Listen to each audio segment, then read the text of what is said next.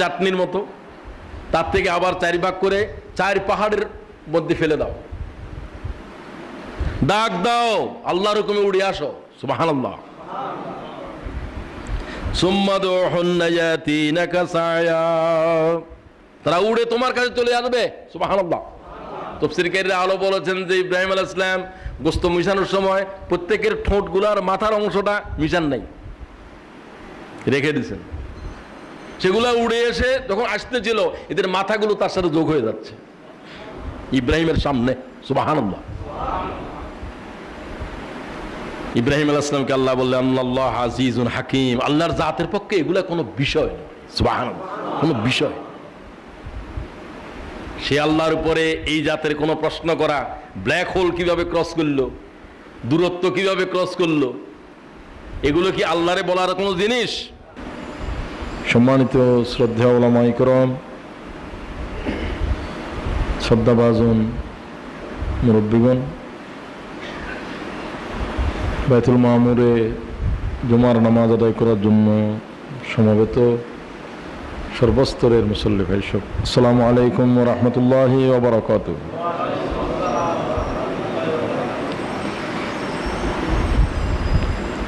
আল্লাহ তাআলার শুকরিয়া আদায় করছি, আল্লাহ পরওয়ারদিগার আমাদের সামনে মাহে রমজানকে উপস্থিত করেছেন। আগামী জুমা থেকে সিয়ামের উপর প্রতি জুমায় আলোচনা শুরু হবে। আল্লাহ তাআলা যদি তৌফিক দেন। মেরাজের পয়গাম তথা যে সমস্ত মূলনীতির উপরে মেরাজের পরবর্তী বছর নবী করিম সাল্লাল্লাহু আলাইহি ওয়াসাল্লাম মদিনায়ে তৈয়বায় যে একটি সমাজ ব্যবস্থা বিনির্মাণ করেছিলেন, তার মূলনীতিগুলো আমরা আলোচনা করছিলাম। আমি আজকে সেগুলো শেষ করে যেতে চাই, বিস্তারিত আলোচনায় না গিয়ে। গতকাল বা গত জুমায় সম্ভবত 3টা বিষয়ের উপর আলোচনা হয়েছিল। এক, এমন এক ব্যবস্থা তিনি মদিনায়ে তৈয়বায় কায়েম করেছিলেন যেখানে আল্লাহর সার্বভৌমত্ব প্রতিষ্ঠিত ছিল। দ্বিতীয় হচ্ছে সে সমাজ ব্যবস্থার মূল বুনিয়াদ হচ্ছে পরিবার সংরক্ষণ করা। তৃতীয় হচ্ছে যেখানে পরস্পর একের উপরে অপরের পারস্পরিক জীবনের উপরে ইনসাফ কায়েম থাকতে হবে। ওয়াতিজাল কুরবা হাক্কাহু ওয়াল মিসকিন ওয়া বিনাস সাবিল। মূলনীতিতে আল্লাহ তাআলা বলছেন তোমাদের সমাজের জিল কুরবা, তোমাদের আত্মীয়তার সম্পর্ক এবং মিসকিন অভাবী মানুষদের প্রতি তোমাদের দায়িত্ব থাকবে। সমাজ ব্যবস্থার প্রয়োজনে একের প্রতি অপরের প্রয়োজন থাকবে, একের প্রতি অপরের দায়িত্ব থাকবে। এখানে জুলুম সমাজ থেকে নির্মূল করতে হবে। ওয়াত্তাকি দাওয়াতাল মাজলুম, নবী আরবি সাল্লাল্লাহু আলাইহি ওয়াসাল্লাম ফরমান, সাবধান তোমরা জুলুম থেকে বেঁচে থাকো।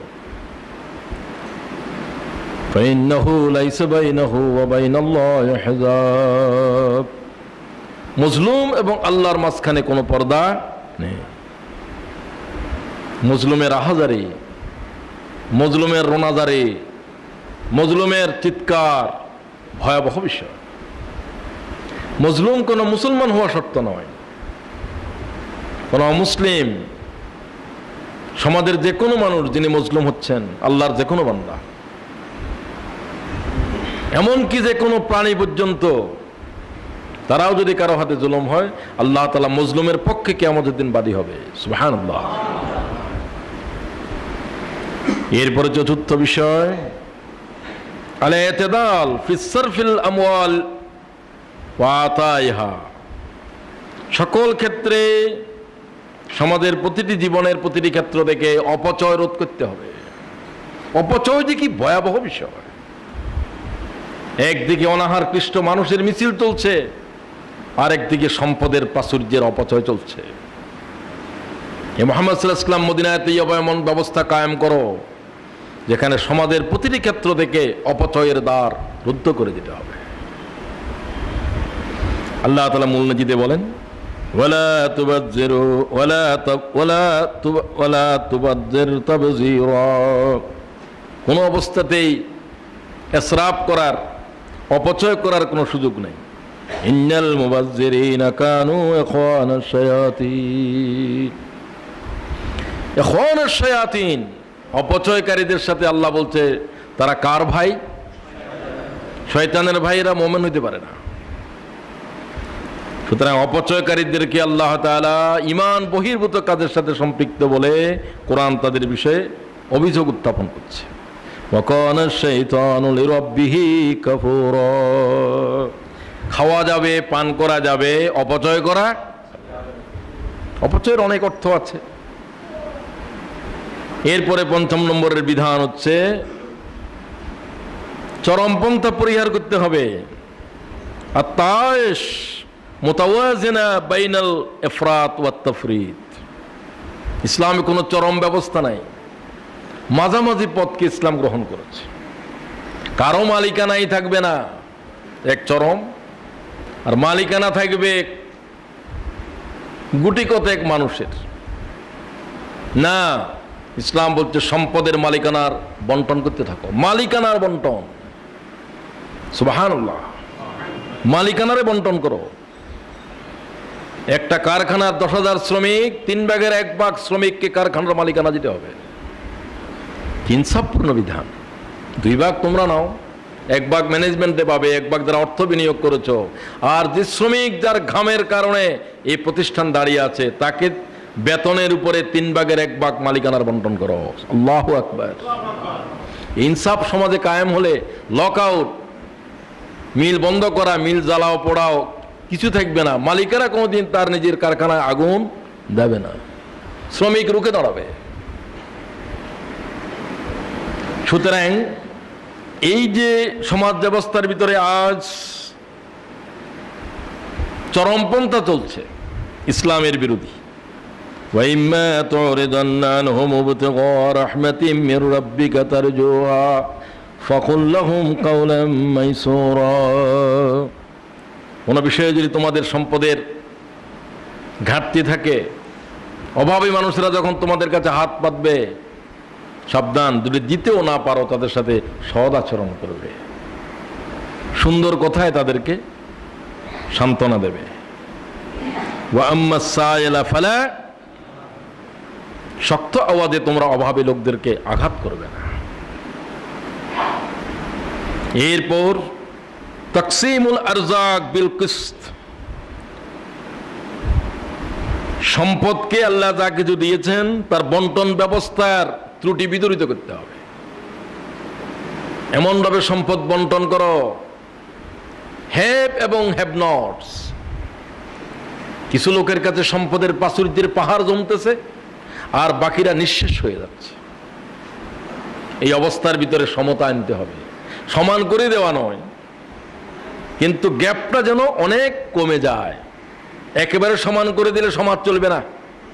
সমাজের একের সাথে অপরের প্রয়োজনের জন্যই এই বৈষম্য জরুরি, নাহলে সমাজ ব্যবস্থা থাকবে না।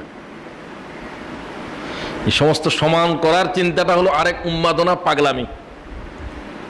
ইসলাম ইকুয়াল ডিস্ট্রিবিউশন কথা বলে না, ইকুইটেবল ডিস্ট্রিবিউশন, ইনসাফ ভিত্তিক বন্টন।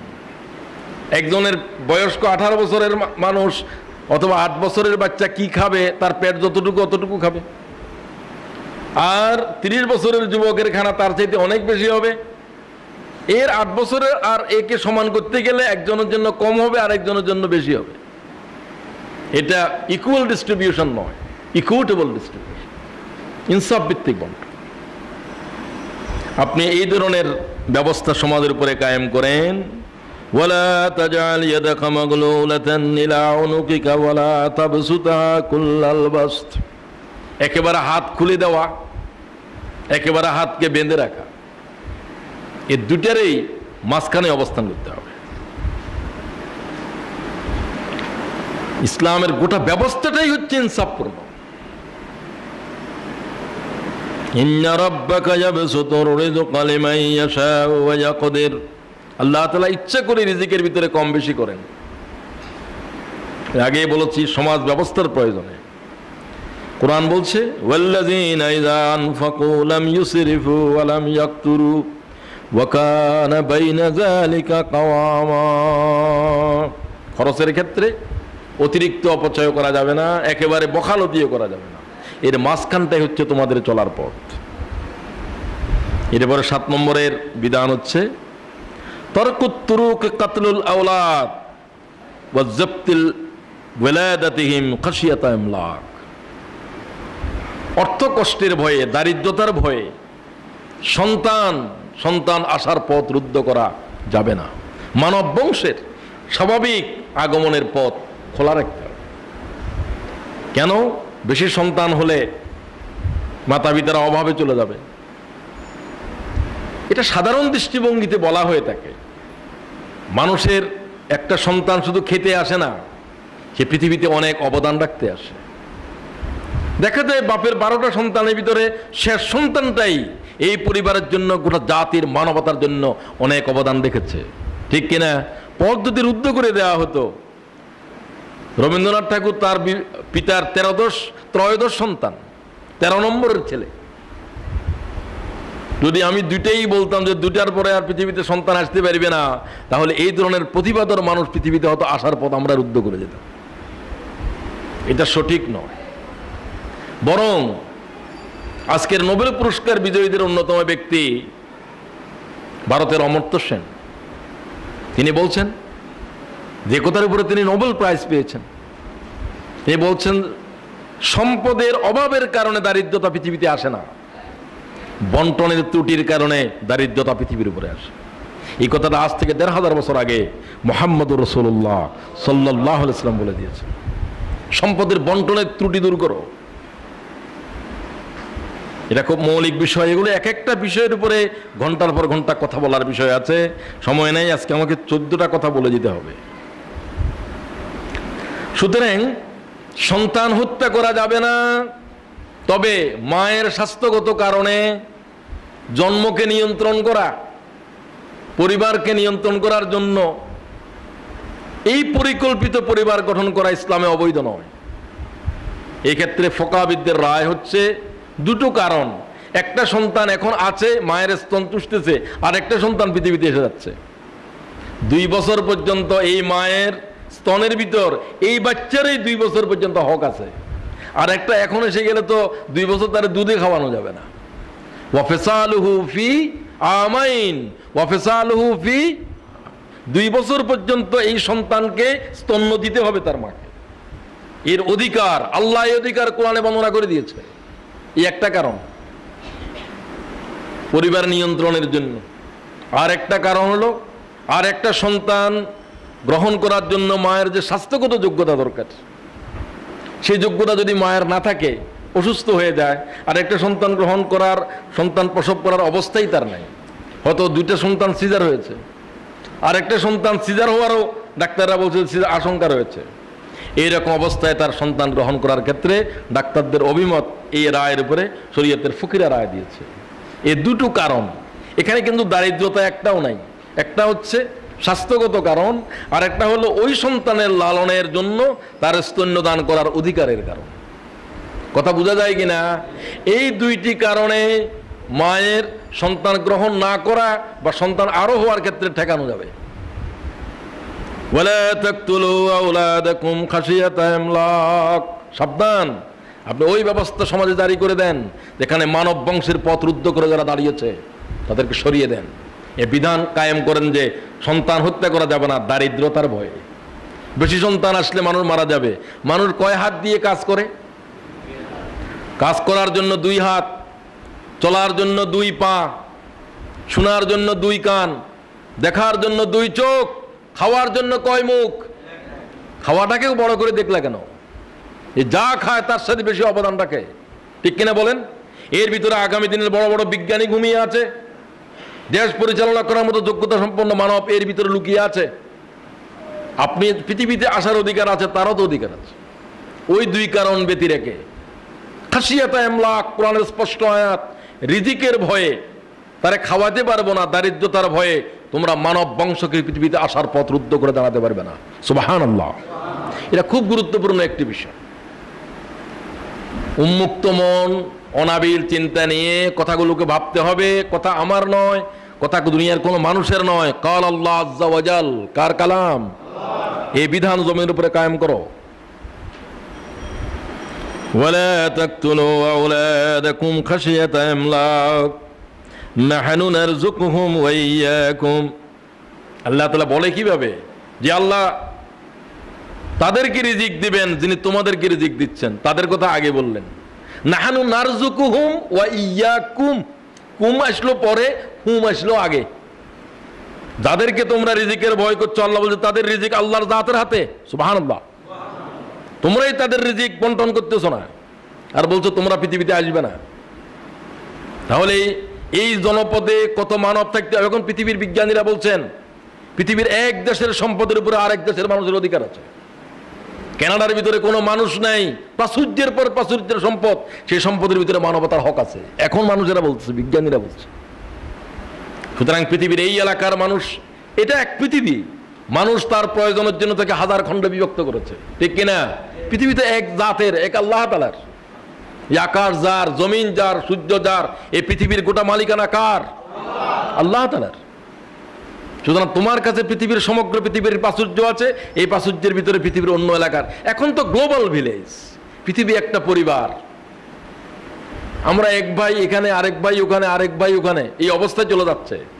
এখন বিশ্ব রোড হচ্ছে, সবকিছু বিশ্বায়নের যুগ। ইমাম মেহের যখন আসবে তখন সমগ্র পৃথিবী একটা দেশ হয়ে যাবে। যেমন একটা দেশ ছিল আদম আলাইহিস সালামের যুগে, পৃথিবী কয়টা? পৃথিবী তো এটাই ছিল, দেশ কয়টা ছিল? একটাই ছিল, সেদিকেই যেতে হবে।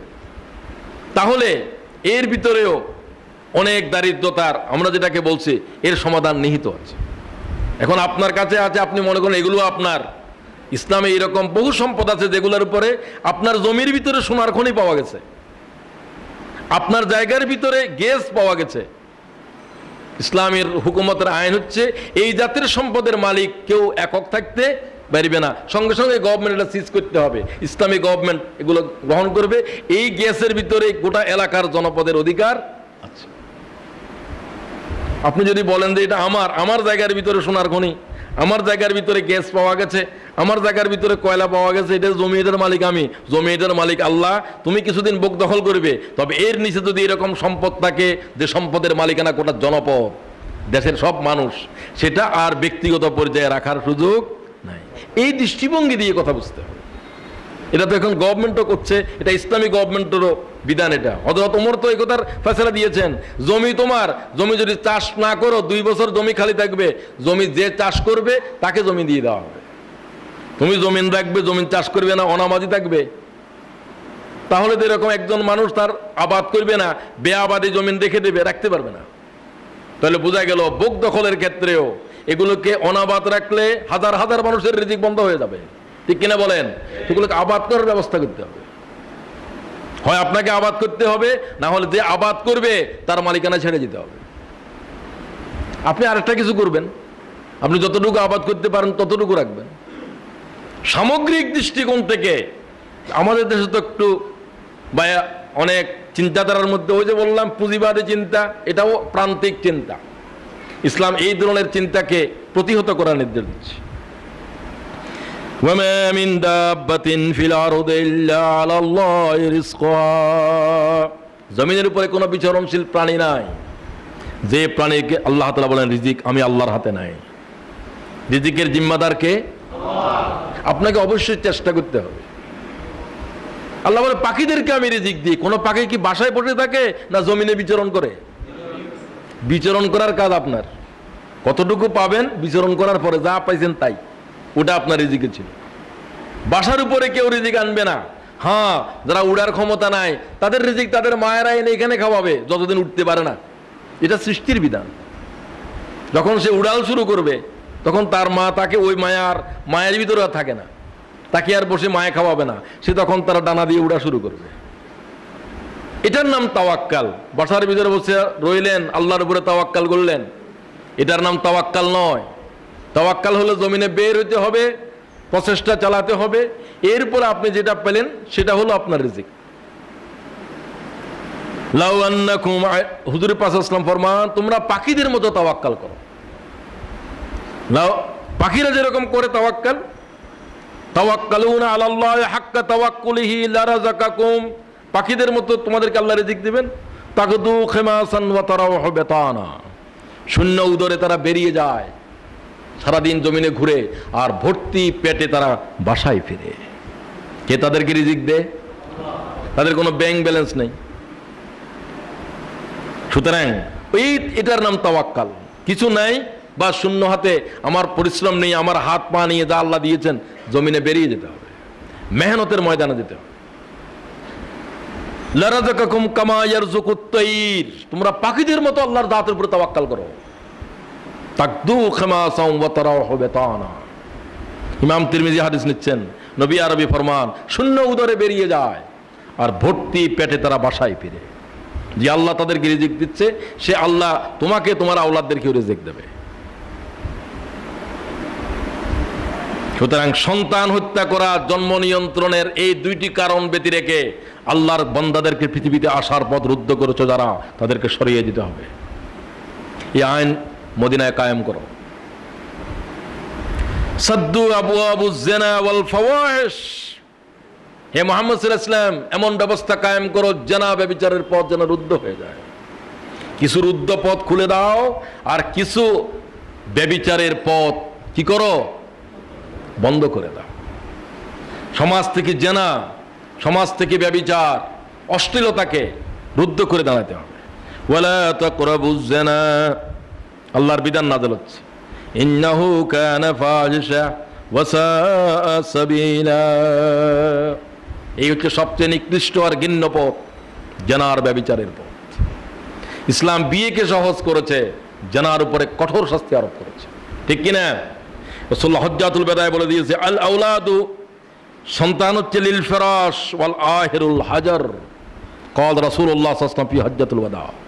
হুজুর বলেন, সন্তান যার বিছানায় জন্মগ্রহণ করেছে তার, আর ব্যভিচারীর জন্য পাথর। ব্যভিচারীর জন্য কি? আল আহিরুল হাজার, ব্যভিচারী, বিবাহিত ব্যভিচারীকে পাথর মেরে খুন করে দাও।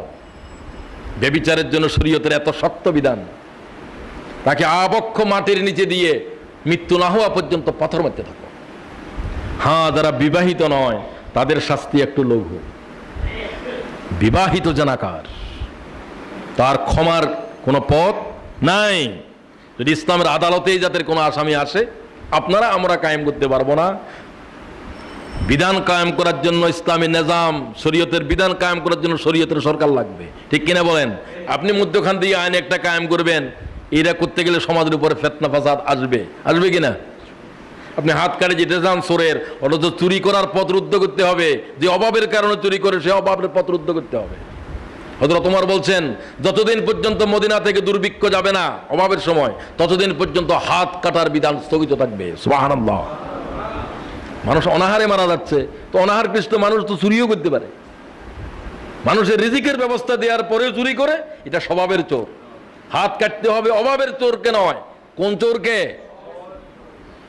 তাও হাত কাটার বিধান অনেক পরে, আগে আঙ্গুল কেটে দাও, লোকেরা চিনবে যে আঙ্গুল কাটা চোর। রিজিকের ব্যবস্থা করো, এরপরেও চুরি করে 2 আঙ্গুল কাটো, 3 আঙ্গুল সময় তার খোপা কেটে দাও।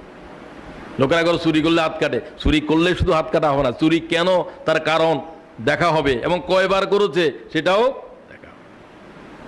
এইরকম একটা লোকের হাত কাটলে হাজার হাজার মানুষের শিক্ষা হয়ে যাবে, তারা আর চুরির পথে যাবে না। পৃথিবীতে সবচেয়ে কম চুরি হয় সৌদি আরবে, শুধু কোরআনের একটা বিধান জারি করার কারণে। সুবহানাল্লাহ। সবচেয়ে কম ক্রাইম দুনিয়ার উপরে সৌদি আরবে, সবচেয়ে বেশি ক্রাইম এখনো আমেরিকায়। অথচ আধুনিক মডার্ন স্টেট আমরা বলছি। 1 ঘন্টা বিদ্যুৎ না থাকলে যে চুরি আর ডাকাতি আমেরিকাতে হবে, কোনো মানব সেখানে বেঁচে থাকতে পারবে না। আপনারা দেখছেন লুজিয়ানাতে বন্যায় কিভাবে, সাইক্লোন বন্যায় দুর্গত মানব জাতির উপরে ব্যভিচার চলছে। এটা তো এখনো আমাদের দেশে এই জাতের ব্যভিচার এখনো আসে নাই। বন্যা কবলিত নিরীহ মানুষ তার কাপড় চোর পর্যন্ত নিয়ে গেছে, এই জাতের উপরে ব্যভিচার করার, এই জাতের অসভ্য আজও এই দেশের মানুষ হয় নাই, ঠিক কিনা বলেন? আমেরিকাতে ওই দুর্গত এলাকার মানুষদেরকে বাঁচানোর জন্য আবার আর্মি পাঠাতে হয়েছে।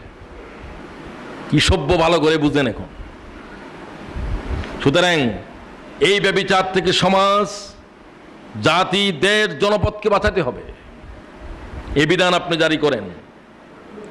আর তাছাড়া 9 নম্বর, ইকামাতুল আমান ওয়াস সালামা ফিল মুজতামা, সামাজিক জীবন থেকে খুন, হত্যা, মানুষের জীবন বিপন্নকারী সমস্ত পথ রুদ্ধ করে দাঁড়াও। হত্যা হচ্ছে মানুষের কাছে সবচেয়ে ভয়াবহ বিপদ। সমাজ এমন হতে হবে যেখানে মানুষের জানে নিরাপত্তা থাকবে, ঠিক কিনা বলেন? সব নিরাপত্তার উপরে কি নিরাপত্তা?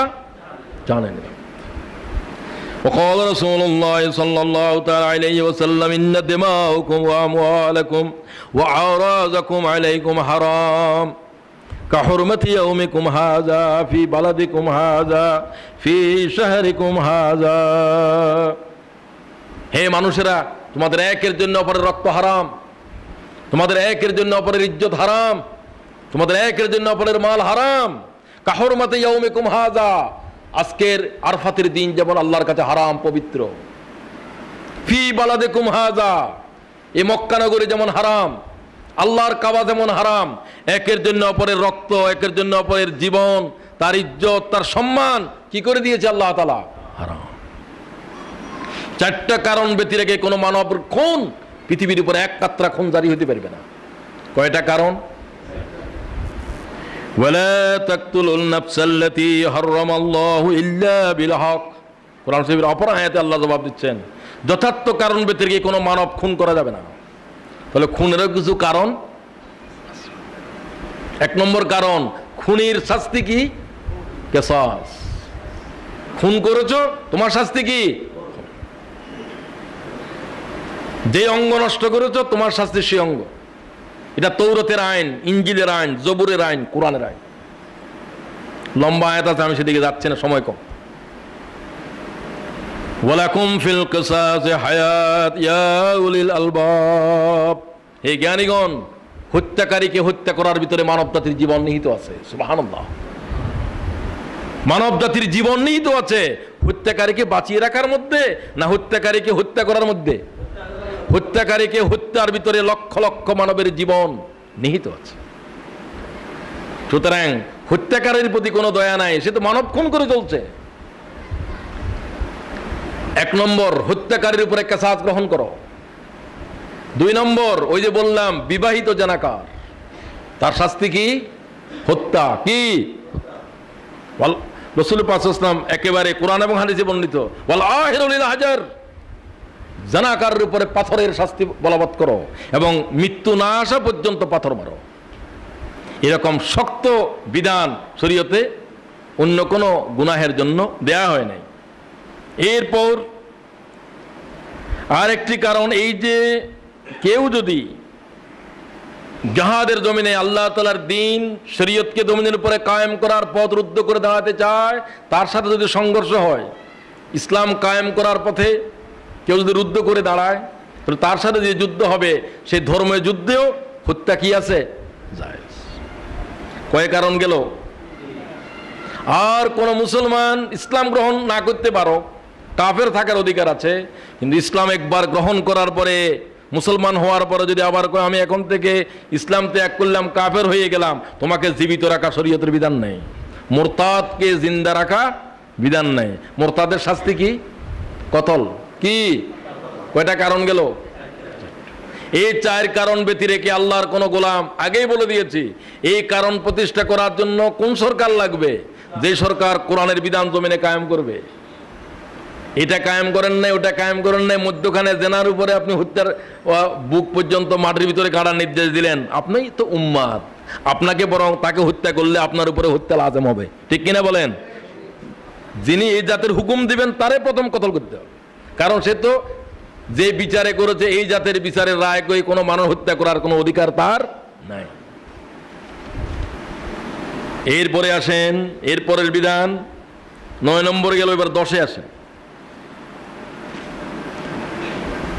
আল-আশার কি? সেটা রাবিয়াতুল ইয়াতামা ওয়াল মাসাকিন ওয়ার রাইয়াতু হুকুকিহিম, সমাজের এতিম, এতিমের নাম ধরে আল্লাহ তাআলা বলছেন কোরআনে পাকে বেশি আয়াত, যাদের কেউ দেখাশোনা করার কিছু নাই, এই জাতির অভিভাবকবিহীন সমাজে লক্ষ লক্ষ মানব আছে না নাই? এদের সংরক্ষণের দায়িত্ব রাষ্ট্রকে গ্রহণ করতে হবে। রাসূলুল্লাহ বলছেন যে এতিম রেখে গিয়েছে, কোনো সম্পদ রেখে যায় নাই, আমি মুহাম্মদ তার জামিন। সুবহানাল্লাহ। রাষ্ট্র তার জন্য জামিন নিতে হবে। পৃথিবীর অমুসলিম দেশগুলো সে গ্রহণ করেছে। ব্রিটেনের মতো দেশের যাদের কেউ নাই, তাদেরকে আহার দেওয়ার জন্য, বিকলাঙ্গ মানুষ চাকরি করতে পারে না, তার আহার দেওয়ার জন্য গভর্নমেন্ট ব্যবস্থা নিচ্ছে, ঠিক কিনা বলেন? বেকারদেরকে পর্যন্ত ভাতা দিচ্ছে। এগুলো ছিল ইসলামের বিধান। এই সমাজে বুভুক্ষ মানুষ, যাদের অভিভাবক নাই, রাষ্ট্রকে, সরকারকে বলে দেওয়া হচ্ছে অভিভাবকবিহীন মানুষের জন্য তোমরা কি হয়ে যাও? অভিভাবক হয়ে যাও। ওয়ালা তাকরাবু মালাল ইয়াতীম। আর অনেক এতিমের সম্পত্তি আছে, রাষ্ট্রকে তার দায়িত্ব গ্রহণ করতে হবে। ফকিরা বলছেন যতদিন বালেগ না হবে ততদিন পর্যন্ত তার সম্পত্তি থেকে যাকাতও নিতে পারবে না। এটা নিয়ে যদিও দ্বিমত আছে। ইমাম আজমের রায় হচ্ছে যাকাত নিতে হবে, ইমাম মালিক বলছে যাকাত নেওয়া যাবে না, বালেগ না হওয়া পর্যন্ত শরীয়তের বিধান তার উপর লাজম হবে না। বিতর্কটা রাখিয়ে দিলাম। আমাদের ইমাম যেটা বলছে তার সাথে কিন্তু ইমাম শাফির রায় বেশি যুক্তিযুক্ত। যেহেতু কোরআন শরীফ এরপরে বলছে ওয়ালা তাকরাবু মালাল ইয়াতীম ইল্লা বিল্লাতী হিয়া আহসান হাত্তা ইয়াবলুগা আশুদ্দাহু। সে বালেগ না হওয়া পর্যন্ত তার সম্পত্তির উপর হাত দিতে পারবে না। সুবহানাল্লাহ। তাহলে বোঝা গেল বালেগ হওয়াটা এখানে জরুরি বিষয়। وقال رسول الله صلى الله تعالى عليه وسلم انا كافل اليتيم في الجنه هكذا রাওয়াহুল বুখারী। নবী আরবি সাল্লাল্লাহু আলাইহি ওয়াসাল্লাম ফরমান, আমি এবং এতিমের রক্ষক, দুই আঙ্গুলকে তুলে রাসূলুল্লাহ বললেন আনা ওয়া কাফিলুল ইয়াতীম ফিল জান্নাতি হাকাযা। এতিমকে যে রক্ষণাবেক্ষণ করেছে, আমি মুহাম্মদ তার সাথে এইভাবে জান্নাতে থাকবো। সুবহানাল্লাহ। এতিমখানা যারা করছেন, সমাজের বেওয়া মানুষদেরকে যারা সংরক্ষণ করছেন, নবী আরবি সাল্লাল্লাহু আলাইহি ওয়াসাল্লাম বলছেন আমি আল্লাহর পয়গম্বর তার সাথে জান্নাতে এইভাবে থাকবো। সুবহানাল্লাহ। وعن أنس قال كان يقول النبي صلى الله تعالى عليه وسلم اللهم إني أعوذ بك من البرص والجذام والجنون ومن سيء الأسقار। তিরমিজি। আয় আল্লাহ তাআলা আমাকে কুষ্ঠ, সেতি, উম্মাত, পাগল এবং কঠিন বিমার থেকে রেহাই দাও। আমাদেরও এগুলো চাওয়া দরকার আছে কিনা? এত গুরুত্বপূর্ণ যে আমাদেরকে আমরা কি চাইবো, এই জন্য আমাদের মুনাজাতের ভিতরে একটা কথা বিশেষভাবে থাকা দরকার। তাই আল্লাহ তাআলা আমাদেরকে উহা দাও, মুহাম্মদ রাসূলুল্লাহ তোমার কাছে যা চেয়েছে, তাহলে সব এসে গেল। আল্লাহ আমাদেরকে উহা থেকে রেহাই দাও, মুহাম্মদ রাসূলুল্লাহ যার থেকে পানা চেয়েছে। সুবহানাল্লাহ। এই মুনাজাতটা সবাই করবেন। আল্লাহুম্মা ইন্নী আসআলুকা মিন খাইর মা সাআলাকা বিহিন নবিয়ুকা মুহাম্মদ সাল্লাল্লাহু তাআলা আলাইহি ওয়াসাল্লাম। আপনার নবী মুহাম্মদ সাল্লাল্লাহু আলাইহি ওয়াসাল্লাম আপনার কাছে যা কিছু জানেন,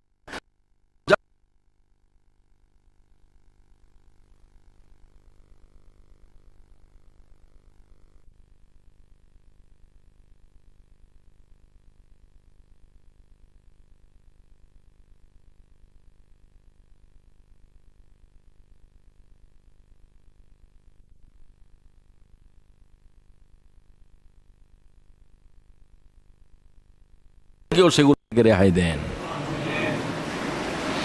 এইভাবে ফজর পর্যন্ত রাসূলুল্লাহ সাল্লাল্লাহু আলাইহি ওয়াসাল্লামের ক্রন্দন এবং হুজুর পাক সাল্লাল্লাহু আলাইহি ওয়াসাল্লামের কান্না কি ধরনের ছিল,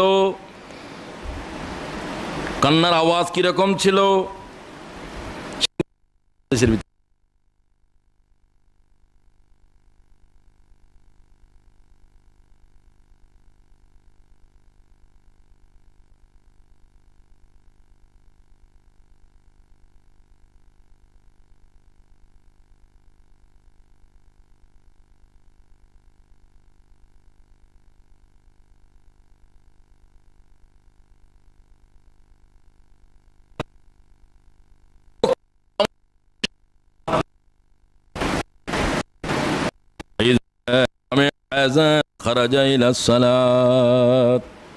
সব তাহাজ্জুদ পড়লো, সব কিছু করলো, ফজরের নামাজ পড়লো না, ফজরের নামাজের জমাতে হাজির হইল না।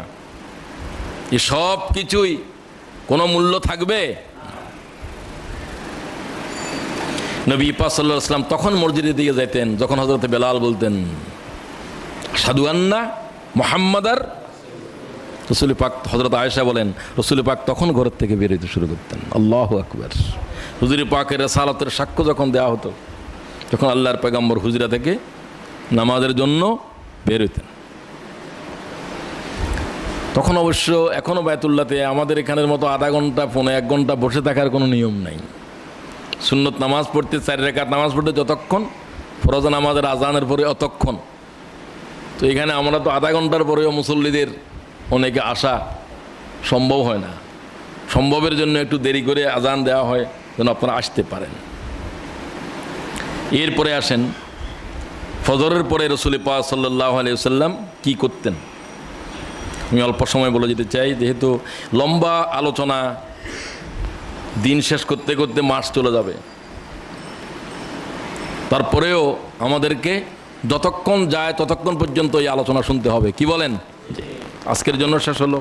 এরপরে মানুষের সাথে রাসূল কীভাবে কথা বলতেন, ফজরের নামাজের পরে কি করতেন, ফরজ নামাজ সম্পর্কে আলাদা একটা আলোচনা হবে। মুহাম্মদুর রাসূলুল্লাহর সালাত কেমন ছিল। এক ভাই প্রশ্নও করেছিলেন কাতার সম্পর্কে, ওগুলো সব কিছু আসবে, একেবারে নামাজের তাহারাত থেকে শুরু হবে।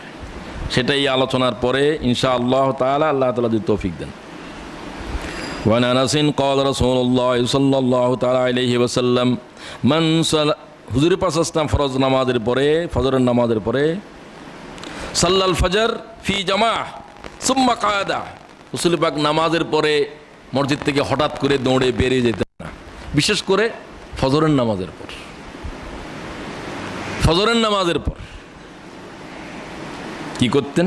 সুম্মা কাদা ইয়াজকুরুল্লাহ, বসে যেতেন, স্বপ্নের ব্যাখ্যা করতেন। এখানে যে আছে হুজুর পাক মুসল্লিদের দিকে চেহারা ঘুরাতেন। 2 নামাজে রাসূলুল্লাহ মুসল্লিদের দিকে চেহারা ঘুরাতেন। দিনের শেষ, রাতের শেষ, রাতের শেষ দিনের আগমন ফজর, দিনের শেষ রাতের আগমন কি, এই 2 ওয়াক্তের সময় ইমাম মুসল্লিদের দিকে চেহারা ঘুরাতেন, তাদের অবস্থা জানতেন।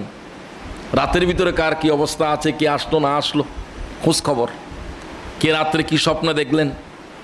নবী পাক সাল্লাল্লাহু আলাইহি ওয়াসাল্লাম স্বপ্নের ব্যাখ্যা দিতেন ফজরের নামাজের পর। অতঃপর তিনি বসে যেতেন হাত্তা তুলুশ শামস। ইমাম তিরমিজি বলছে হুজুর পাক সাল্লাল্লাহু আলাইহি ওয়াসাল্লাম সূর্য উদয় পর্যন্ত কোথায় থাকতেন?